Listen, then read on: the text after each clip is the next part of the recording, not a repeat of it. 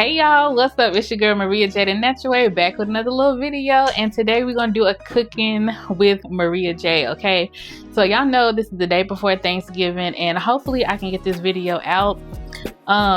If not, y'all gonna get it tomorrow on the actual day. So happy Thanksgiving. All right, happy Thanksgiving. So we're about to get started with making some broccoli and cheese casserole, y'all know this is a staple dish in the community. All right, we're doing it for the culture. No, but a lot of people like to eat this for Thanksgiving, and so your girl is about to throw down. Okay, I am using country crock. I don't know how all of y'all feel about that, but it's okay. Do what works for you in your kitchen. I'm gonna do what works for mine. Absolutely. All right, so I'm gonna go ahead and get this on the stove and just kind of show y'all what's happening. So let me get set up over there.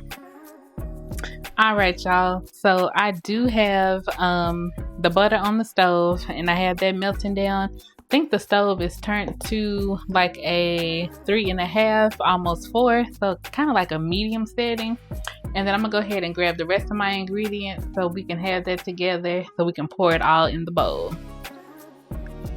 All right, y'all, so I had to pull out my phone so I would make sure that I had the correct things, but I do. So I do have my measuring cup here, which is 1/3 of a cup. Recipe calls for 1/3 cup of celery and 1/3 cup of onion. So I already got my stuff chopped up, y'all. Like when I say prep, I mean have it ready. It just goes by so much smoother. So I am going to be generous with my 1/3 of a cup. And so this recipe, I'm making it so that it's doubled. So I am going to do 2/3 of onion. Still have some left. I'm sure we're gonna use onions for something else too. So still some onions left. And then it's definitely gonna be some celery left. Did y'all know that celery was a good source of iron as well? That is cool. So we'll do a little bit more celery. Boom, there we go. All right, y'all, and then now the stove is over there. Okay, got the butter looking good. We are here for it, for the frying pan. So I'm about to go ahead and keep letting that warm up a little bit, and then I will come back and show y'all what it's looking like. All right, y'all, so now I have my butter is melted down, so I'm about to go ahead and drop in my onions and my celery to saute. And we're just gonna scoop the remainder of this out here.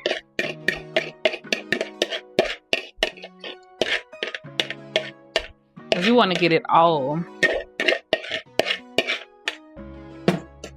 And y'all, I just love the aroma of cooking with onions. It smells so good. And we're just gonna kind of fold this around inside of the pan, making sure it soaks up all of that butter.